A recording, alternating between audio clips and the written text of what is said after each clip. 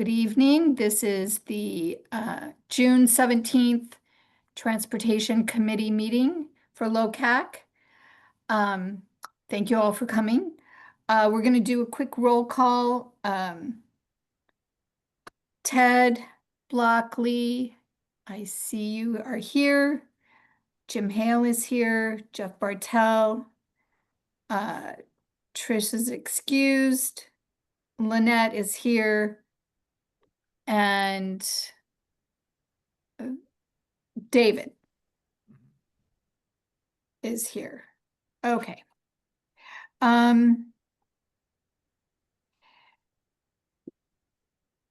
Let's see. I don't have any announcements today. So is there anyone on the council that has an announcement they'd like to share?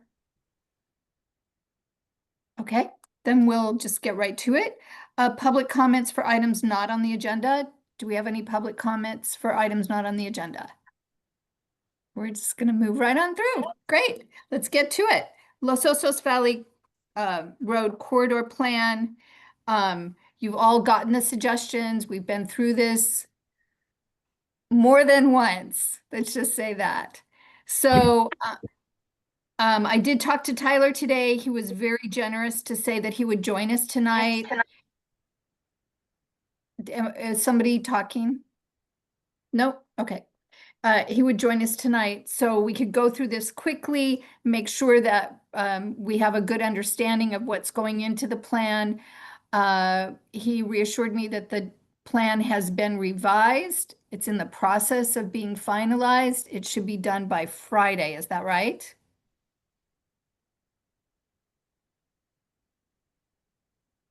I can't hear you, Tyler.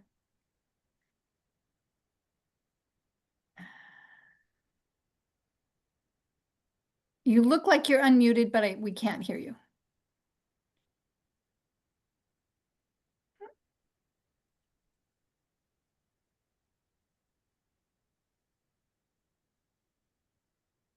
No. Let me see.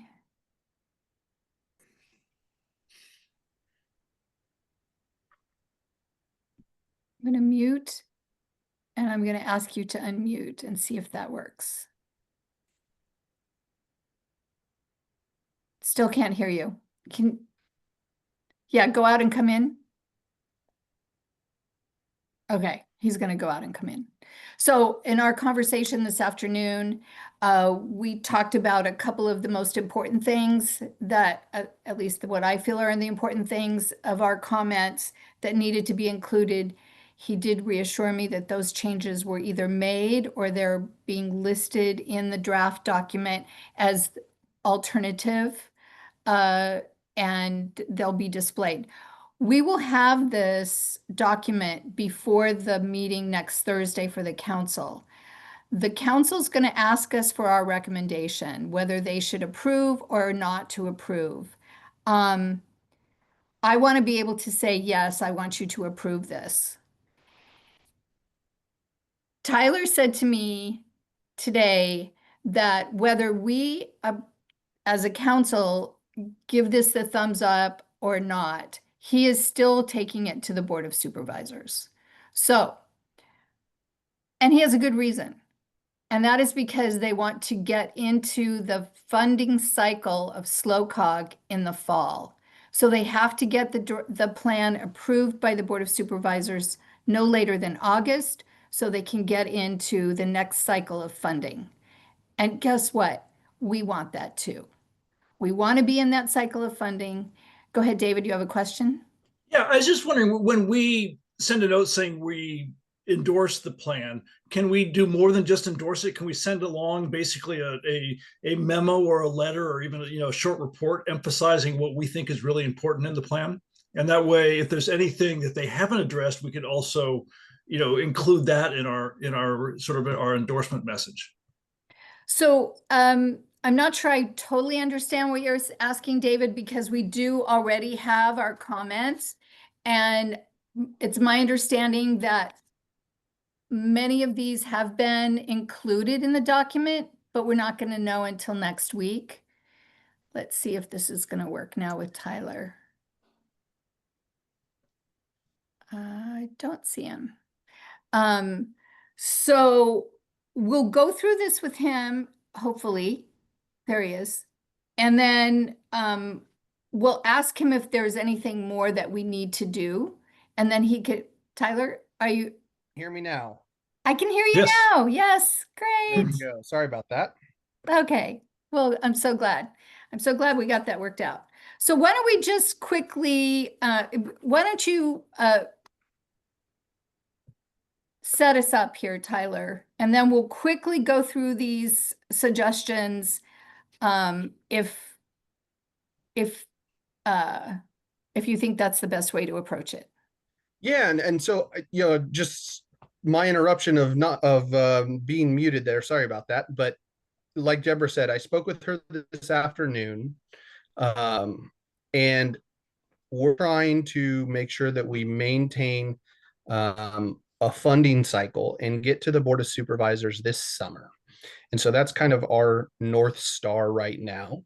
We got some really good input from you all in the last two meetings that we presented to you, one at the full board and then the transportation meeting last month.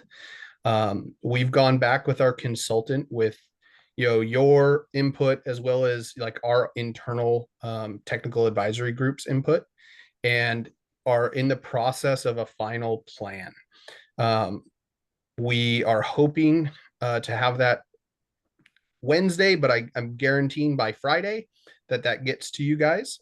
And then we'd like to come back next week at your full board meeting and seek your all's support in taking the plan to the Board of Supervisors, seeking adoption to get this plan on the books. So in the newest rendition of the plan, we've done a little bit of administrative cleanup to the document to kind of just make it a little more streamlined. And then in terms of the comments that you published back in June, I want to go through those one at a time, if you don't mind, and tell you how we address them. There's one in particular that is unaddressed, and I want to just explain why. And so that's really the first one. So Okay. we received MDO to Rodman. It should be mentioned that the bike trail is a long time desired part of the community and is part of the coastal trail plan. So this is the one bit that we have not included in this plan.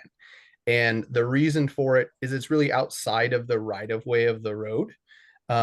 Our study area takes us to Montaña de Oro, but the real plan area is really specifically the community of Los Osos.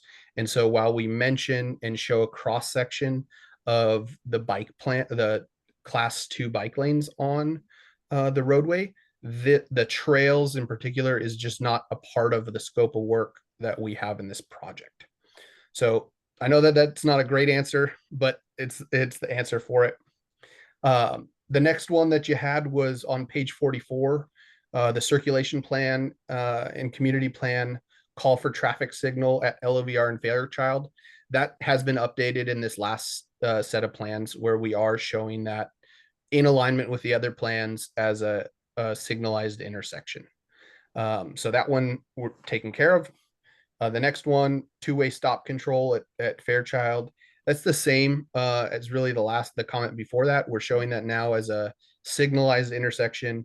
It's been corrected and will be depicted as described in those other planning documents. The next comment about the push button flashing crossing signs needed for equestrians and pedestrians. So we have that included as one of our capital projects.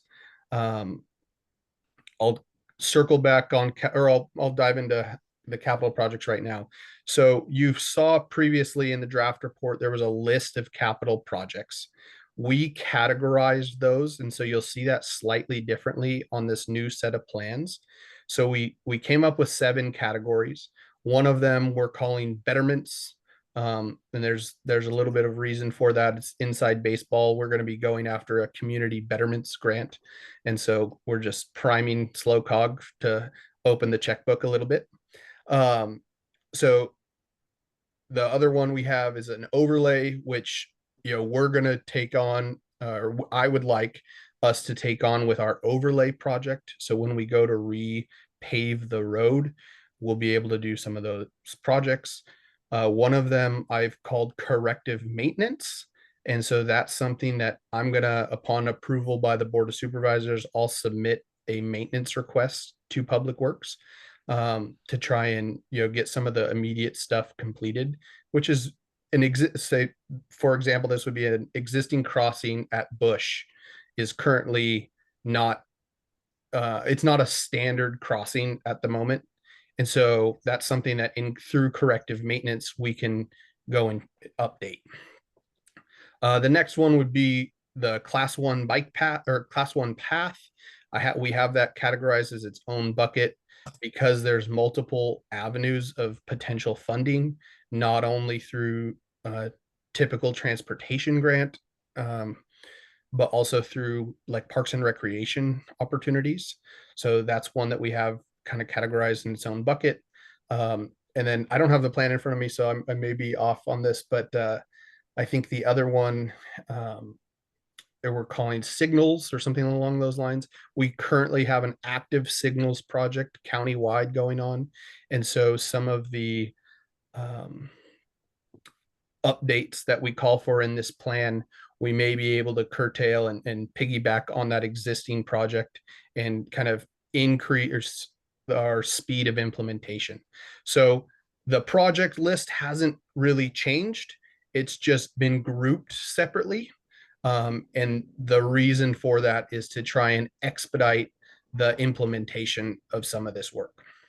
So back to your guys' question. So that page number 58, those push buttons, that will be a part of our project list called betterments, where we're going to be going after this October a grant application for the implementation.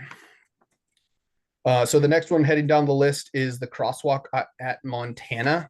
So the kind of the safety of that crosswalk was in question.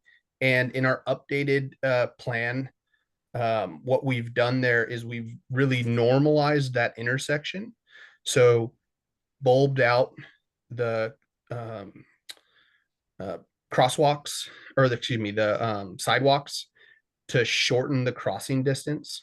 And so one, it's going to normalize the geometry of that intersection, kind of bring it up to more modern standards.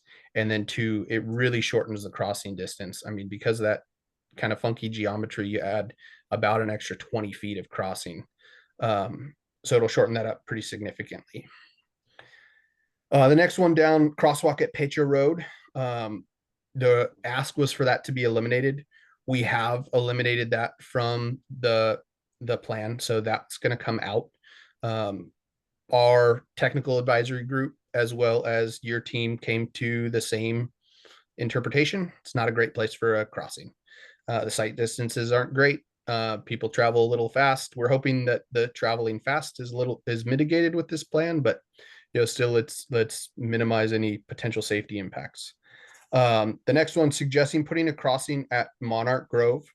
So we took another look at this. We actually did a little bit of a survey out there before school ended, and we're not going to be depicting a crossing there.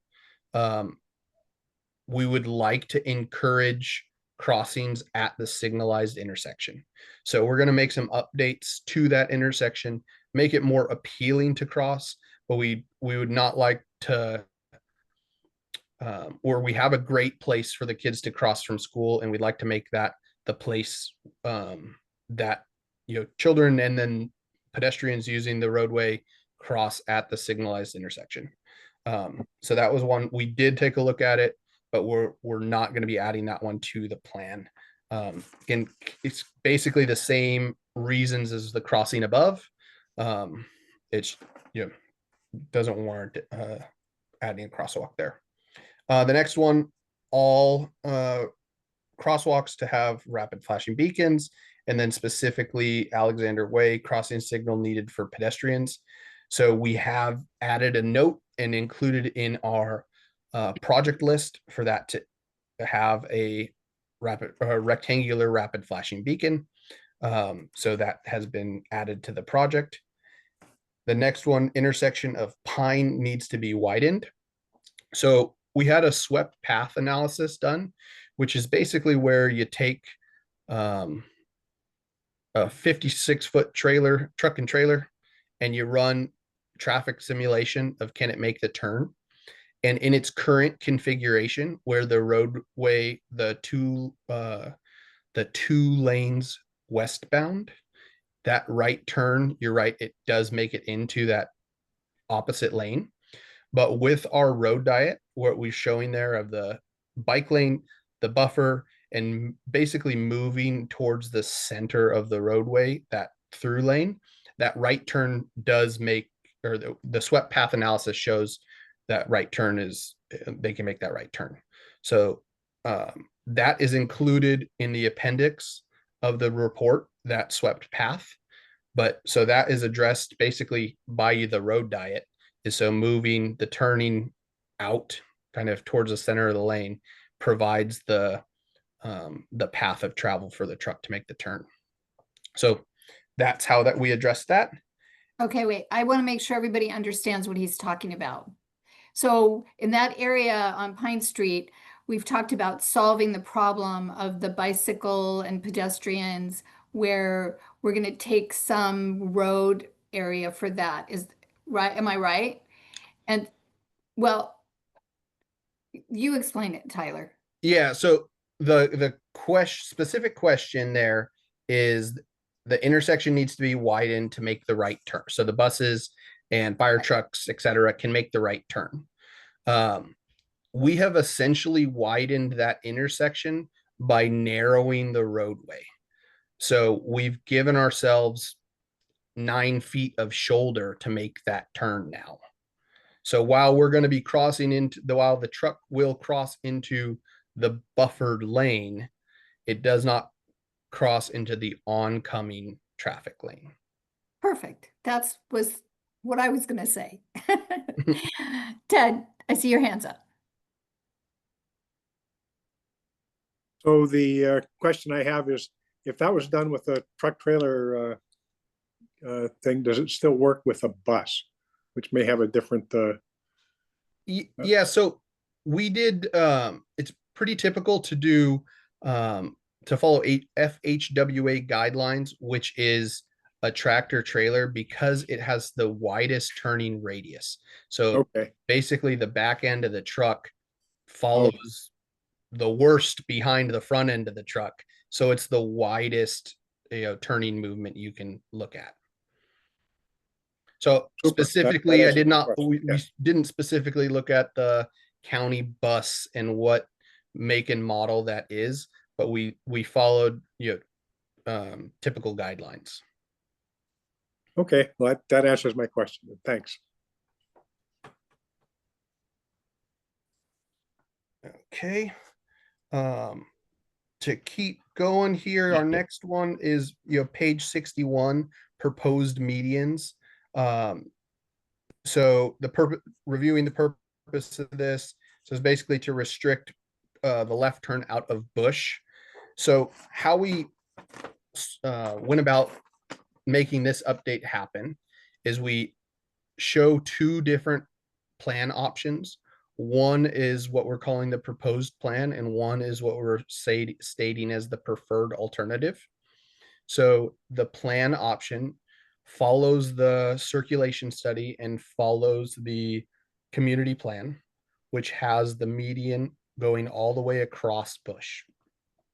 In the plan you've seen now, it comes short of Bush, and that was a little bit of an, trying to appease all parties measure. And so what we've done is we followed the community plan, shown the median past Bush, and then we've also included on the same page an alternative, which has, instead of the median, just maintaining that 2-way left turn. So like we talked about in the last meeting, really this is a visual representation of existing planning documents, and so we followed that here with a preferred alternative. And so in our project list, we have that median as a specific project as well as an alternative for striping where it kind of shows the delta in cost as well. So we're showing that in a couple different places. And then the next one is the plan doesn't show filling of the sidewalks, and we just cleaned that up, made it look a little clearer. So the sidewalk gaps were proposed in the project list, but we made it a little clearer on the plan view itself that the sidewalk gap closures in downtown is a part of this study. And then the last one, road striping between Willow and Palomino should narrow to 1 lane each direction for traffic calming. So, and then maintain diet eastbound until Willow. So same thing as what I just said about the median. We added a plan alternative for east of South Bay. So right there at South Bay in Willow, between South Bay and Willow, we've maintained the 2 lanes for the right turn and the through lane. But east of Willow, we show what's in the community plans and what's in the circulation study, which is the basically what's out there right now.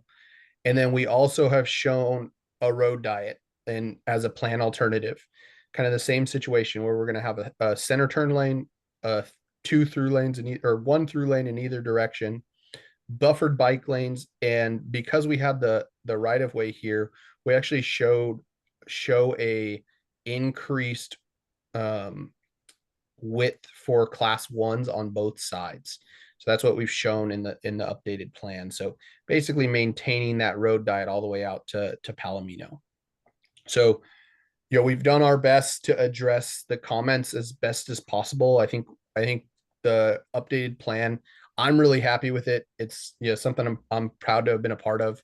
I think you guys are going to really like this last update. It's I spent a little bit of time with the consultant doing some working meetings, and both from an administrative looking at a document, I think it's really clean. And then from what the substance of the plan, I think it's really great. So, like I said, my plan is to present or to send this plan over to you on Friday, if not sooner, and then present the plan to this group next week on the 26th. So, I don't know if anyone has any questions. I'm available now to chat and discuss. Otherwise, I'm looking forward to speaking with you guys next week. And then please feel free to reach out in the meantime if anything comes up. Do we have any questions for Tyler from the committee? Nope. Okay. Anybody else? Yeah. David. Yeah. So I guess one question is just, is this, I'm kind of new to this process. I'm new on the LOCAC and on the transportation committee. And, one question is sort of, what can we do to be helpful and do the stuff that's, most likely to, get this approved and get funding coming for stuff quickly. And while you're off, trying to get your audio to work, as I started asking Deborah. So I don't know whether LOCAC just says we endorse the plan, or whether there's an opportunity for us to say, like we really endorse this. It's really important for our community. And then, should we weigh in at the same time on our views on the preferred alternatives and things like that, and say why they're important? Are there things that we can be doing to strengthen and give the plan more impact to the supervisors, et cetera? Yeah, and I mean, I think that firstly, that's an awesome question, and thank you. We too often hear so much negative, so I appreciate the positive.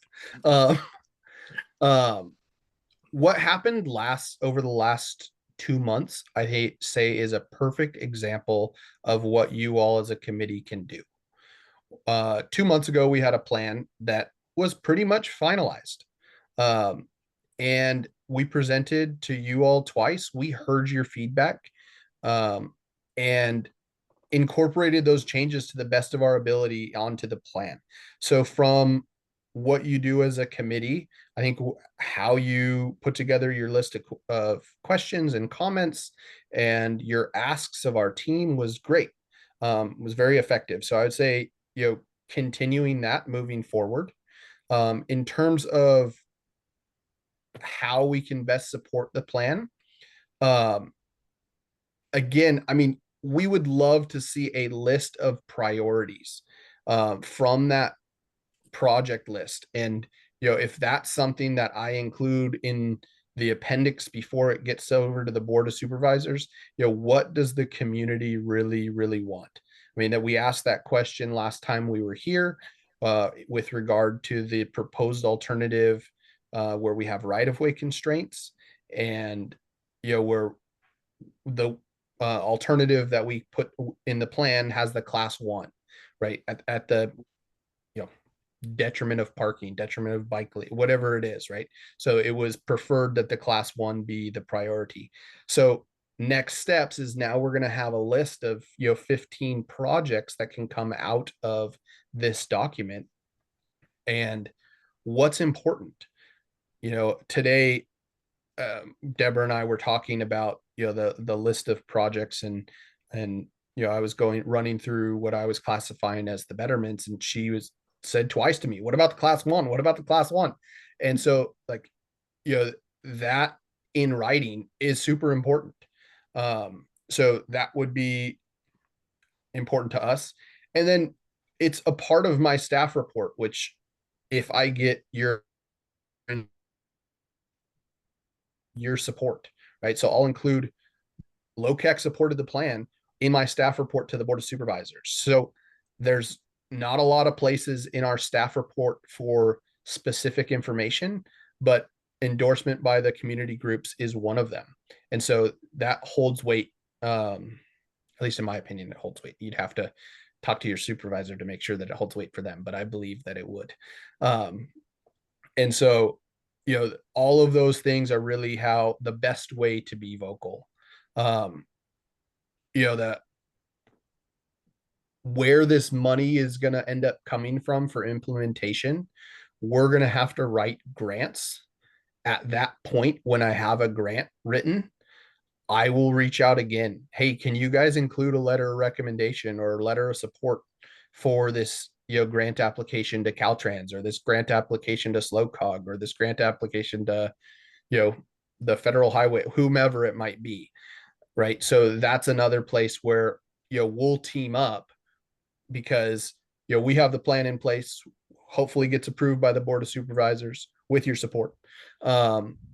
We then go, do a cost benefit analysis on implementation if we're going after a Caltrans grant. And if on top of that, we have, a letter of request of support from the community, I mean, that's just another box that we can check in order to get some of this stuff to happen. So again, like I said, I mean, this process has been great to work with you all. And none of this work is going to happen overnight. And so we'll be back. This plan is going to be a live document. It's going to be something that we all work throughout our career on getting towards the finish line. So. Really great. Thank you, Tyler. Ted, I see your hands up. Yeah, so the question I have is, what becomes of the previously approved documents and plans that we have already that are maybe not as germane as they used to be? Yeah, so that is an excellent question. A county-wide answer would be a fantastic one, because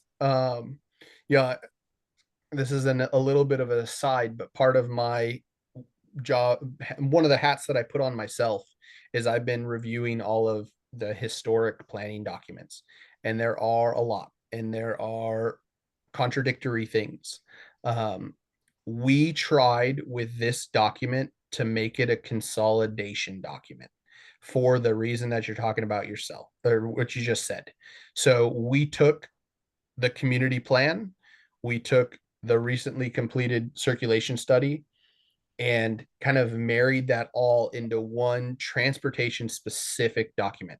So we see this as a solution to what you just said, because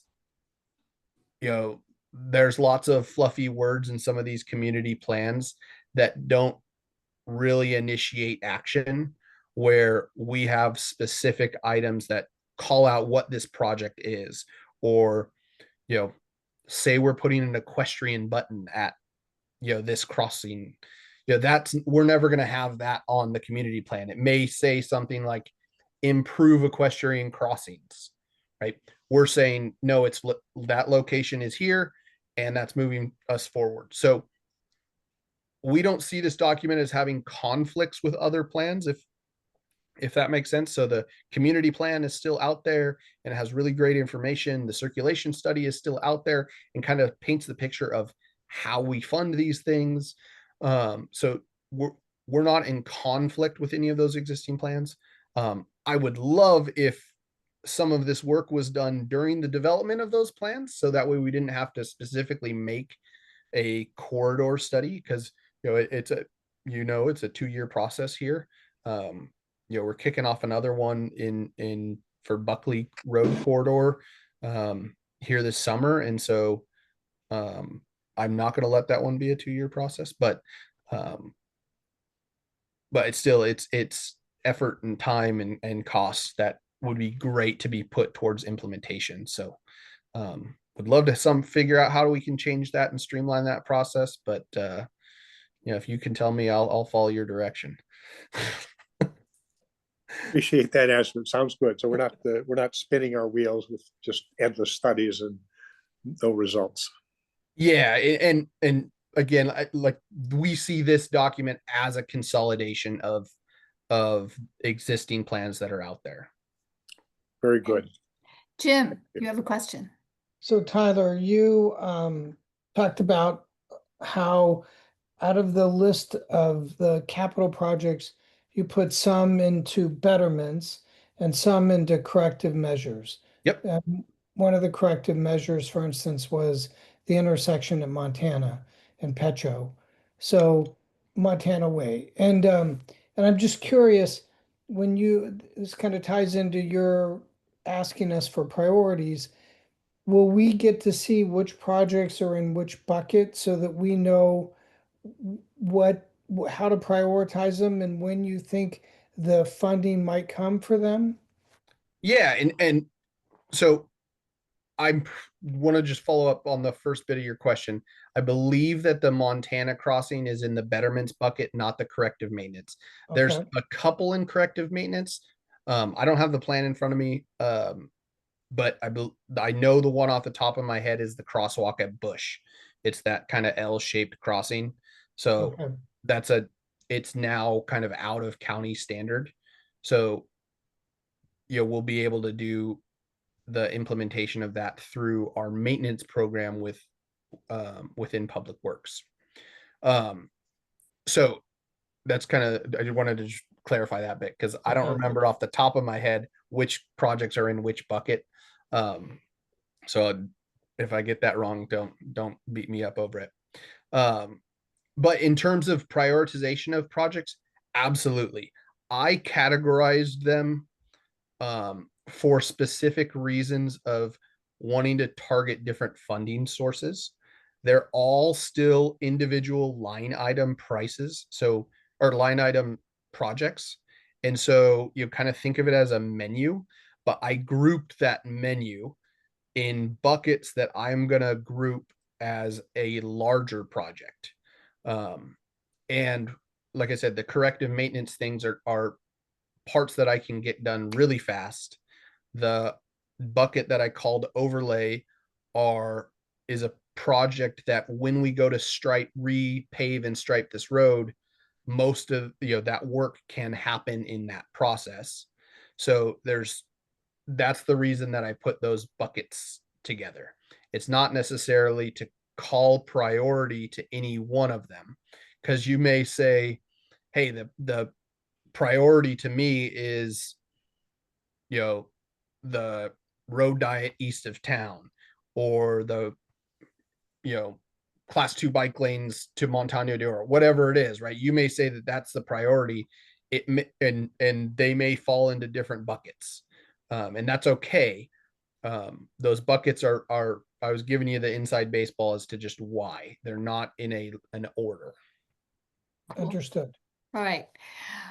Tyler, you have done such a great job. It has been a pleasure to work with you on this project. I really am feeling so hopeful that we're going to see some actual action here on this corridor, this very, very important road. So I thank you. Thank you for coming tonight at the last minute. And we will see you next Thursday at the council meeting. Great. Well, thank you all for the time. I'll send out to your group the plan as soon as it's available publicly. And looking forward to meeting next week. Great. Thank you so much. Okay. Thank you. Thank you all. Have a Thanks. good night. Bye. Good night. All right, everybody, I want to introduce over here Alfred Shaheen. Am I pronouncing your name correctly, Alfred? Perfectly. Okay, great. So Alfred reached out to me about 11th Street. No surprise to any of us, that is a very problematic street. He's put together some information he wanted to share with us. So I'm going to make you co-host so that you can share your screen Okay. and go through. He has a PowerPoint presentation he wants to show us, and then we'll discuss on the other side. I think you should be able to pull it up now.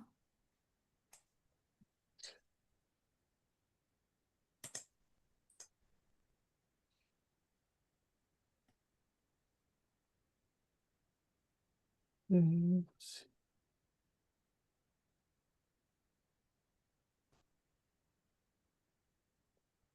I'm not sure if you all can see this. Can you see Not that? yet. Not yet. You You got need to it? share screen. Okay. I did share screen, but let's try it again here. And then click on the PowerPoint. Okay, do I need to drop it into the window here? The presentation into the window? Do you have multiple screens? This is the one I think. So let's just try that one there. There Yeah. you go. I think that's working. That's working. Okay, great. Let's see if I can. Oop, Let's see. let's see what we can do here. I think this. All right. All right. We see Okay. you.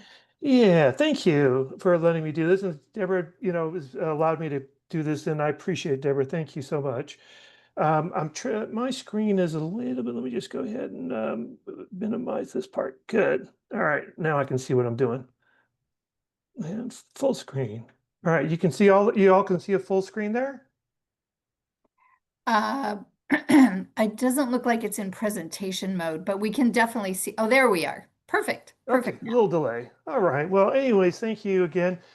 My wife and I are new to Los Osos. We've just been here since January of this year, and we love it here, and everything's great.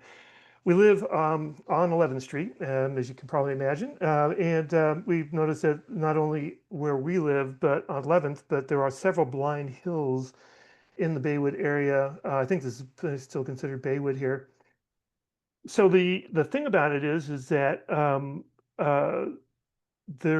this particular street is a thoroughfare, and I'm going to show you the overview of the street, just for those who may not be fully aware of all the little nuances of it. So this is going to be doing an overview, and this is some proposed solutions, and there's a conclusion. So the overview is that the speed limit is 35 miles per hour. It is considered a collector road. It uses a north-south artery through town, including for emergency service vehicles. While 11th Street is designated as a collector road, 99% of 11th is residential houses. 11th is a 1 mile north-south busy thoroughfare. You can see the directional sign there pointing toward Morro Bay, down 11th from San Ynez. The vehicles on the street include automobiles, buses, which serve 2 bus routes, fire trucks, ambulances, and other service vehicles. So the dangerous condition here is the blind hill at San Luis Avenue. It causes a real dangerous line of sight hazard for both drivers on 11th and about 150 residents pulling into and out of residents' driveways. Now, if it were all flat, it would be fine. We could see, we'd have line of sight, we could see people coming from either direction. But the problem is the reaction time is actually about, as you'll see in another next slide or two, about 1 to 4 seconds. So the life-threatening hazard over the blind hill, it affects about 50 houses, approximately 150 residents, because they're an average of 3 residents per household, and a church. And you're seeing the north side of this hill, but just over that ridge is the church. So they have parishioners coming in and out of their driveway during their services. So you'll see here the line of sight reaction time, and this depends on the driveway and what speed a vehicle is traveling. So the reaction time is 1 to 4 seconds. So the thing is that the closest driveway is 40 feet away from the crest of the hill. So you have a visual awareness of traffic is extremely impaired, but now with quieter electric vehicles, there is little to no audible awareness either. So I used a time, basically speed calculator. And actually on the third slide from this, you'll be able to see the link. So if you want to just go to that link, you're welcome to do so. You can put in your own speeds and distances. But driveway at 40 to 60 feet from the blind hill, the reaction time is 1 second. And as on many streets, you know that some vehicles travel much faster than their speed, the posted speed limit. So in reality, we see 40 miles an hour, 45 miles an hour, and even some people going 50 miles an hour over that hill. At 80 to 100 feet from the blind hill, the reaction time is 2 seconds. At 180 feet, it's 4 seconds. And you can see down here at the bottom the link to go to this website to just measure. You can just plug it in whatever you want and measure it yourself, just to confirm these time reaction times. So not only do we have cars pulling in and out of their driveways, they're the residents, but all the mailboxes on 11th Street are located on the west side of the street. So what happens is that we all have to cross the street to get our mail. This is a pedestrian crossing situation and a dangerous line of sight issue. And so the thing about this is that you've got this, and then also what you'll see is on my next slide. Well, I'm going to go to that in just a moment here. I should have had this first here. There we go. San Luis Avenue is a walking path. So you'll see here that this right here is a pedestrian walkway used by daily walkers and also by residents who need to cross the street to get their mail. So in other words, there's a lot of pedestrian crossing on this street across this. And this is right where the blind hill is located, because San Luis is just on the south side of the crest or the apex of the hill. If you don't mind, I'm going to step back just a couple, just so you can see the contributing factor here. Is Nipomo to Ramona is double the length of the average block on 11th Street. So you have a longer stretch, no stop signs or reasons to stop. So vehicles have no reason to slow down over the blind hill. And unless they have some kind of warning, like you'll see in the solutions department or section of this, you'll see that there's a hill blocks views sign recommendation to help make an alert or help alert the drivers that there is a visual impairment as they go over the crest. So you can see here, this basically shows you the distance of the average block. In this case, when I'm using Ramona to Pismo, it's 667 feet. And you can see here that the distance between Nipomo and Ramona is 1,367 feet. So again, it's just more inclined for this longer distance. It just causes more of an inclination for drivers to speed. We talked about the walking path with the pedestrians, proposed solutions and mitigation strategies. Okay, you can see the hill blocks view sign. This right here is up just past Pismo over to alert drivers about the blind hill that they're approaching. So I suggest that we, and I sent a message or to the county and asked them to install these signs on our blind hill as well. They said no. We're going to get to that in a moment. But I should let you know that I've already spoken with communicated with Bill Fixler, who's the Chief of Staff of Supervisor Gibson. And I sent him this presentation, and he and Supervisor Gibson were very taken by the presentation, and they said when I have all my signatures, because this will lead to a petition which is already in process. I already have 37 signatures, and it's growing. And they said they will make sure this gets into the right hands at Public Works. So many people have approached Bill Fixler and Bruce Gibson because trying to reduce the speed. And as I mentioned initially, the problem isn't the speed. The problem is line of sight.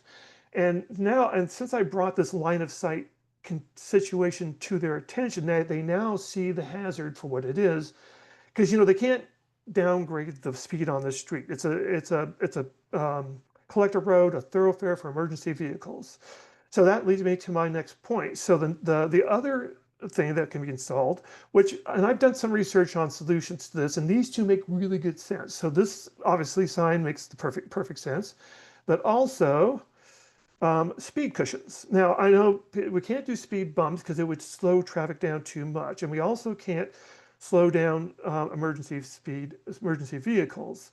But if you take a look at the middle cushion there, they're not heavy slow down type. They're more like humps. They're even less than humps in terms of how it'll affect an automobile. So an automobile will slow down a little, but it won't slow traffic down too much. But at the same time, it's narrow enough for emergency vehicles, which are wider, to get across or get through this without having to stop. Because they need to do get to their emergencies that they are responding to, which is understandable. But since 11th Street is different than some of the other streets in that it is a thoroughfare, and as like South Bay, there needs to, but yet it's all residential houses, and we have a blind hill. This just makes a lot of sense. So they can continue the speed. I've actually sent this presentation also to the fire chief, who I haven't heard back from yet, but I just let them know, say, hey, you come over this very quickly as well, these blind hills, and I just want to make him aware that just keep an eye out for people on the other side of it as you come over, because 35 miles an hour is not the problem. It's the line of sight that's the problem. All right, so those two solutions are making a lot of sense. Now, just so you know, there have been reason why I'm here with you today is there have been numerous requests over the years by many residents on 11th Street to correct this hazard. The county has consistently denied every request. Some of the reasons for the county's denials are as follows. The county is restricted by the state of California under the Manual on Uniform Traffic Control Devices, also known as the MUTCD. I'm sure you guys are all familiar with this.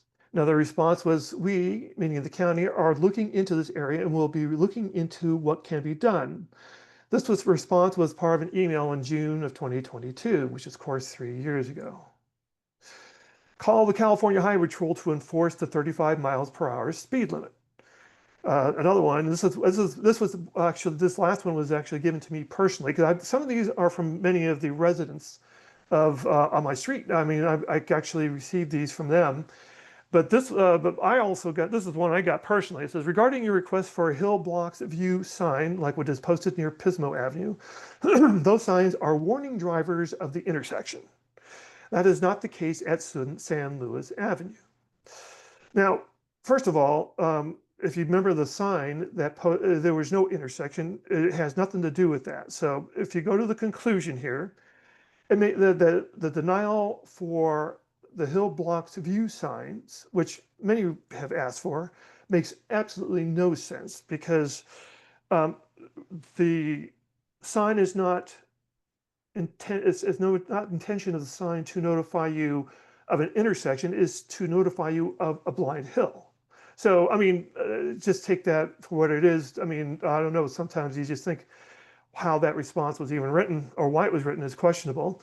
But anyways, that's a response. And here's another one. Even if the CHP monitored 11th Street 24 hours a day, to enforce the 35-mile-an-hour speed limit, drivers on 11th driving 35 miles per hour would still have a line of sight hazard over the blind hill at that speed, with residents entering and exiting their driveways, as well as with pedestrians crossing the street. So again, the problem is not the speed limit; it is the blind hill.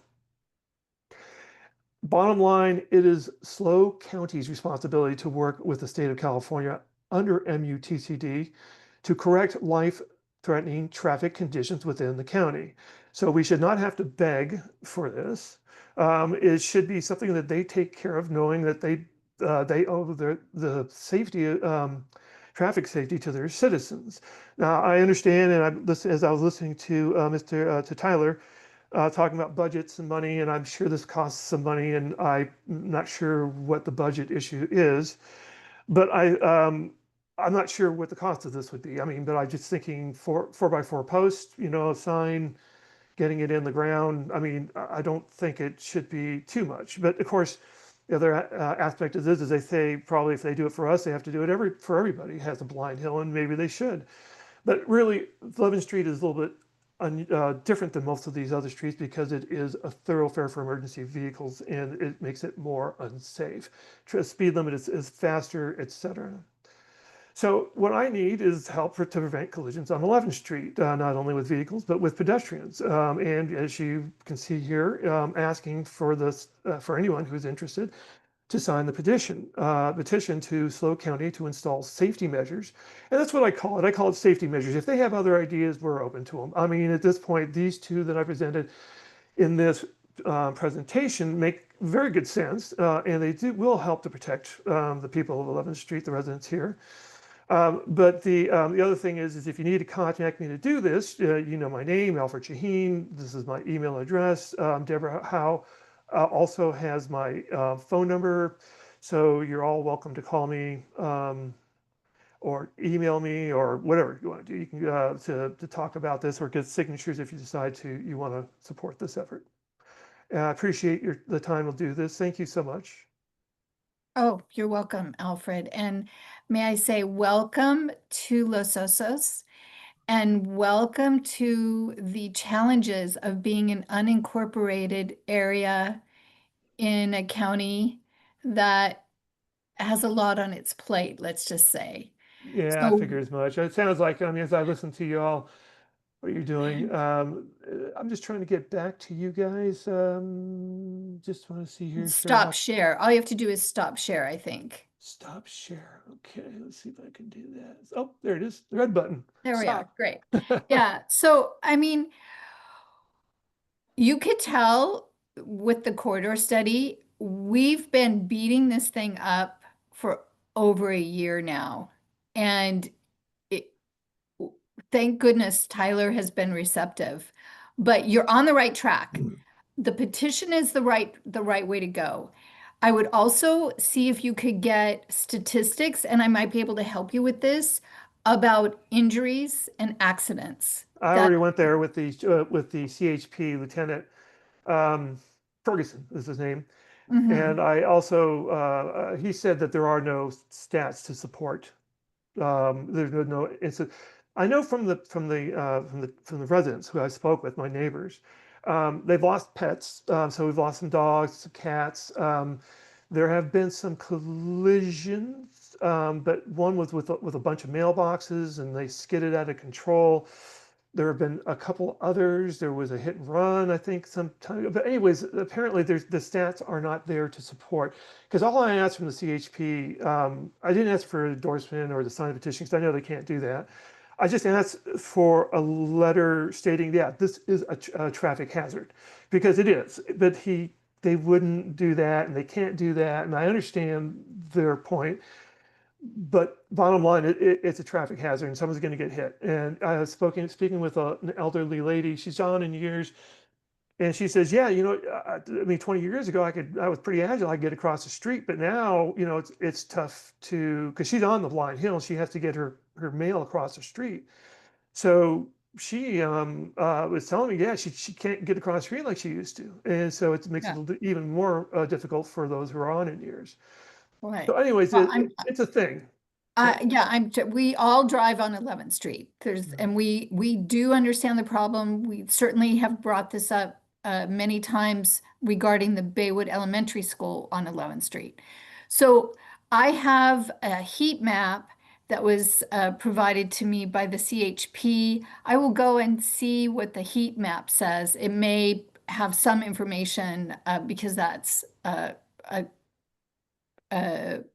a heat map over time. So it's not just going to be recent, but again, you are on the right track. I know I see a couple hands. So I want to say one more thing and then I'm going to open it up. And that is the San Luis walking path. One way that we could perhaps move that forward and assist there is if we created an actual trail there. And that is something that we also focus on here in this committee about creating walking paths within the community of Los Osos. And that would be a parks department thing, not a transportation thing. So we have what we call a core loop concept where we connect different parts of Los Osos, Baywood, in different areas through these walking paths using these dirt roads. And if we include San Luis in that concept plan, and then we get that codified as an actual trail crossing, then that will help you also have that be recognized as a true intersection. Okay, so that'd be great. I think I was thinking about, one of my thoughts was a crosswalk there but I think that it's because it's there's no line of sight on that. I've heard from others that it might give people pedestrians crossing, a false sense of security. So one thought is at the very apex of the hill, we could put a stop sign. I don't know, I just trying to visualize it there and I just didn't see it there though. So, but that would be something. If the trail, having a trail crossing there became something that was possible, because then I think what would happen is that people would know there's a stop sign just at that apex, and that shouldn't be somebody flying over the top of the hill. So We'll see. That would take a long time. Actually, it's not going to be a simple process, but you're on the right track with the petition. I know, David, you had a comment, and then Ted. So go ahead, David. Yeah. So you said that it's not possible to lower the speed limit to 30. I was curious about that because obviously, like LOVR is a thoroughfare also, and the speed limit's 25 there in the central business district. It's always struck me that the speed is just too high on that street, given the number of driveways and the lack of a shoulder and people walking and stuff like that. It's always seemed the whole length of 11th Street is too fast, and it's not like lowering the speed limit by 5 miles an hour would make a big difference in travel time. And at least when I drive it, I try to drive 30 miles an hour anyway, because I think that's more what the safe speed is. So I was just wondering whether is that really true that you can't get the speed limit lowered to 30, which seems like would be the most obvious solution. No, you can't. I've already spoken with, well, I keep saying communicated with Bill Fixler on this issue. So they've had requests and Bill Fixler is the chief of staff for Supervisor Gibson. Yeah. Okay, so he says that they've had many requests to reduce the speed, and they couldn't do anything because it is a collector road. It's a thoroughfare for emergency vehicles. So the only thing is, and this is why I bring this up again, is that the issue isn't really the speed limit so much as it is line of sight, which is how they changed their opinion of how they will support now this effort. But the other thing is, and this is something I'm learning, is that, so 11th Street East was the original north-south artery. And then South Bay Boulevard was later, do I have that correct? Became an artery for these emergency vehicles as well. So now they have two, which is probably good that they have an alternate route in case they needed it. But two things. Number one is that it seems like South Bay Boulevard would be a smarter choice for that traffic, emergency vehicle traffic, number one. And if that were the case, it could change the ability to reduce the speed on the 11th. But the reason why South Bay makes more sense, though, is because it has shoulders. So in other words, if there are emergency vehicles and someone needs to pull over for, I'm sorry, if someone's emergency vehicle is going down South Bay, and automobiles can then pull over for that emergency vehicle. But you can't do that on 11th. There's no shoulders. So in essence, I mean, you don't have the true artery features to properly support emergency vehicle.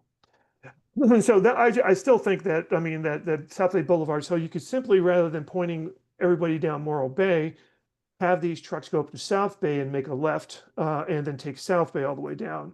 Then if they're, depending on where their run is to, they're not limited to Santa Isabel, which is where this 11th Street tees into.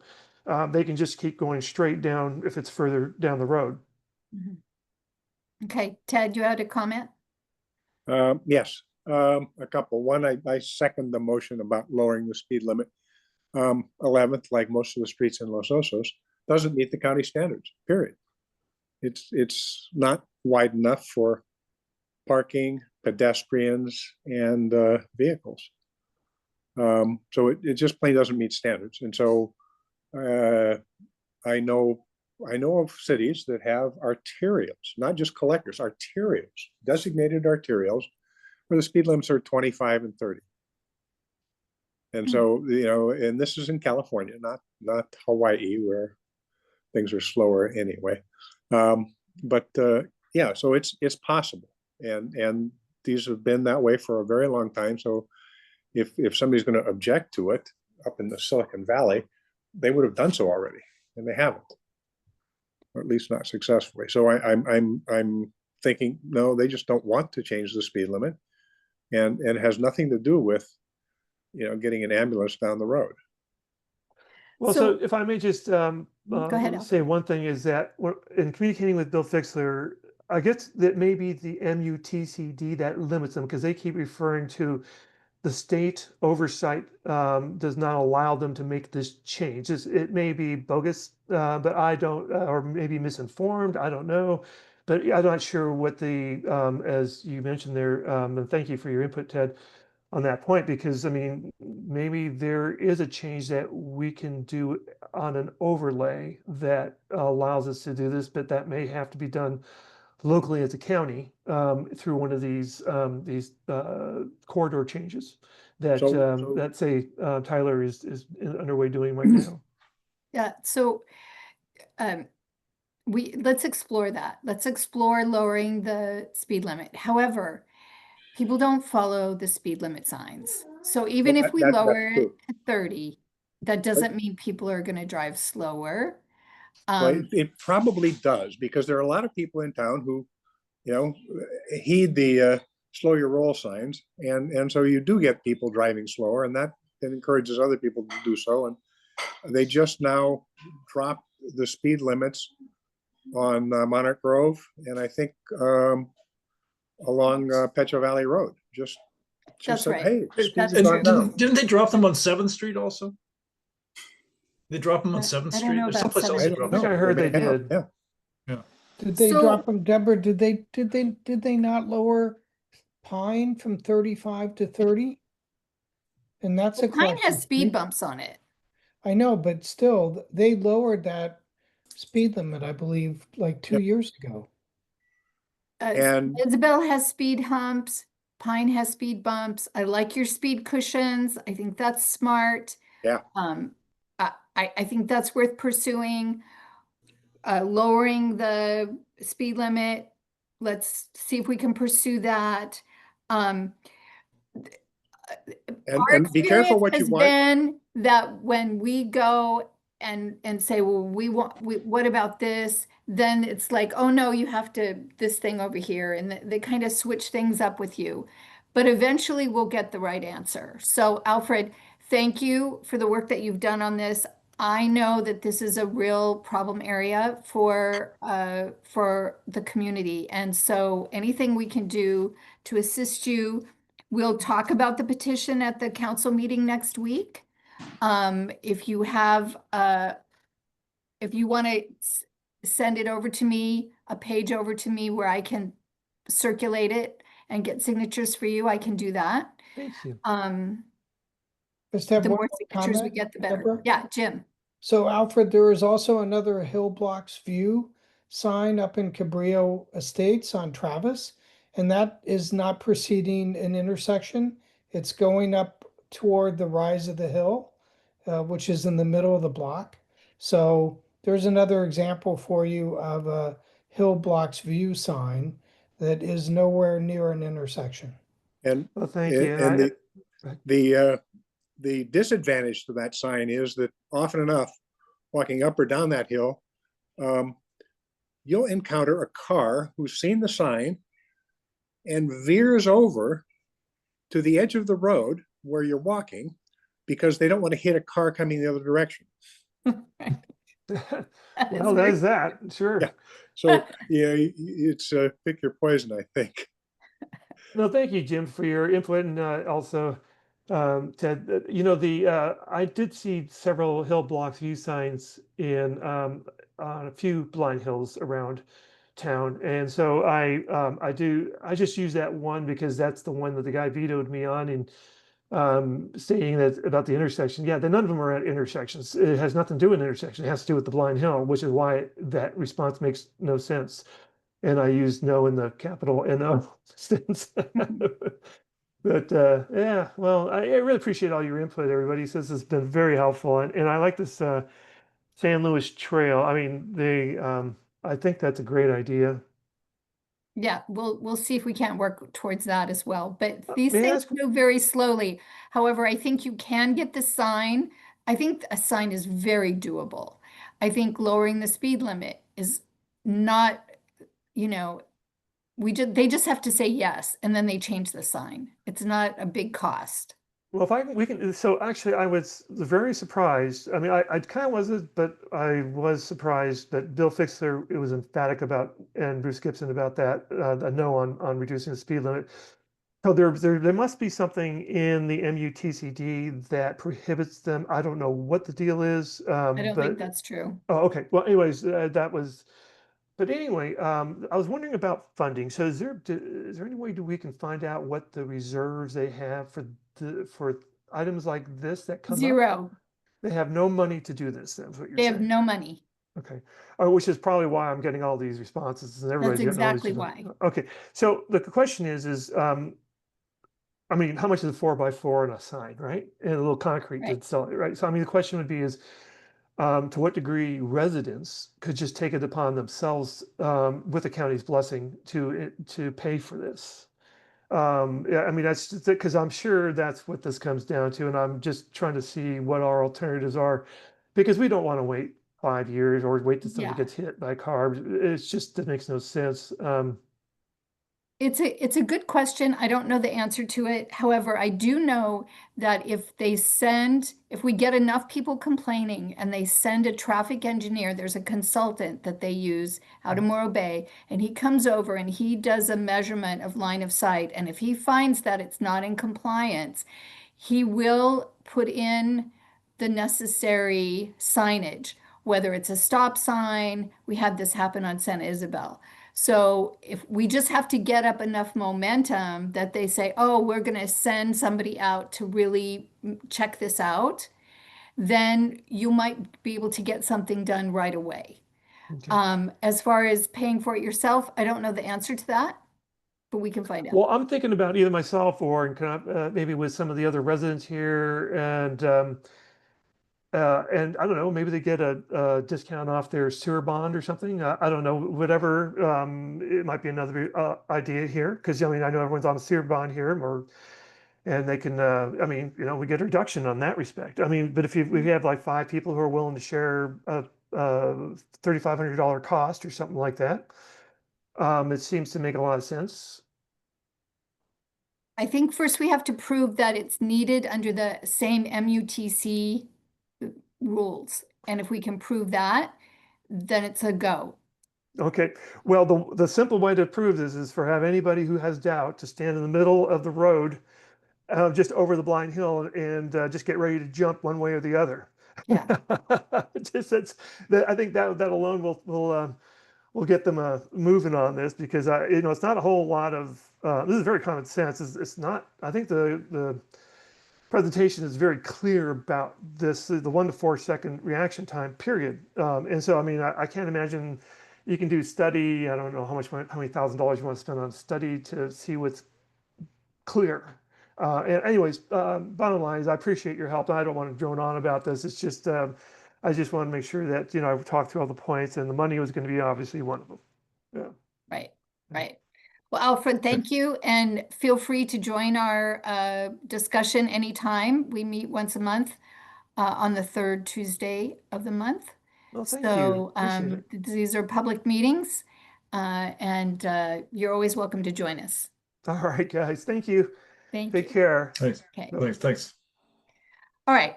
Moving on, we have a few more things. We may not get through everything. I hate to make these meetings go longer than an hour and a half. So we do want to have a brief discussion regarding road counts. I asked Ted to start this discussion because the data that they give us for these road counts, I can't understand it.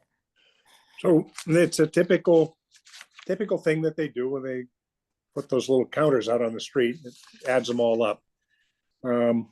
County, I'm guessing they did it for a week. I don't know how long the time period was, but I just looked at the data at the different intersections that they studied in Los Osos and go like, something's odd, starting right there at Rodman and Petro Valley Road. I go, well, that's odd. Looks like more people are turning left, coming out of or going into, just making that left turn or right turn between Montana de Oro than are going to town. And I know anecdotally that that's just not true. There's no possible way that. So I'm going like, that's a suspect. So if you're coming down Rodman and you make a left onto Pecho going towards Montana de Oro, you Right. have to come back out. Correct. So there can't be more left turns than cars coming either back the other direction or back and turning right back onto Rodman. It's just not possible. But that's the news that they give us on that particular study. And I go like, well, that doesn't work. So I'm thinking there's something wrong with the data there.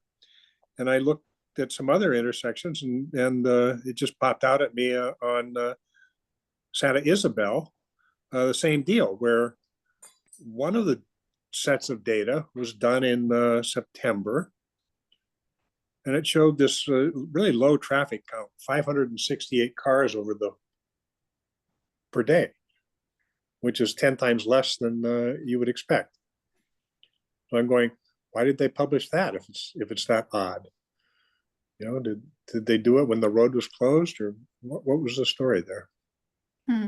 So I'm just sort of like, they redid these things because they had a problem, and I'm wondering if they caught all the problematic things. So Ted, I believe you made a comment that it looks like actually there are less cars on the road. Yes. Historically. I went back and looked over time, and so the typical trend is to go downward. So Santa Isabel in 2024, on the numbers I'm trusting, says 5,854 ADT. And if you go back to the beginning of time on these, it's the peak in 1989 was 9,536. That doesn't make any sense to me. Well, but it's a downward trend on every intersection I've looked at. It's not uniformly downward, but it's downward. From 5,000 to 6,000 to 6,700 to 7,500, 8,800. It's a funny thing, but there's less traffic. We might want to get some sort of explanation on that. Yeah, but it was consistent. And so I was struck by that fact. Because that's not going to get us any money, Well, maybe basically. they were That, bad counters back there. well, no, but it's year by year. It's consistent. So all I'm looking at is going like, boy, there's a lot of numbers here, and they're all sort of going downhill. So we can't say, oh, traffic is up, we've got to add a traffic light or whatever. Hmm.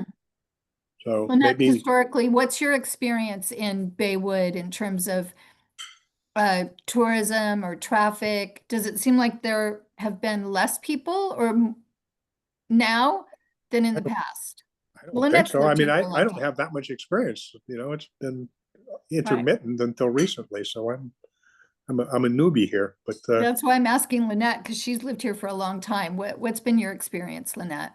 Um, well, I'm not really positive. I think we should talk to realtors about this if we can't get a decent answer out of the county. I just know at one point during the sewer thing, maybe 10, 15 years ago, they were talking about 1/3 of the houses were vacant most of the time. They were second houses for people. I'm wondering too, if they're closing schools, there's not as much traffic because there's less kids.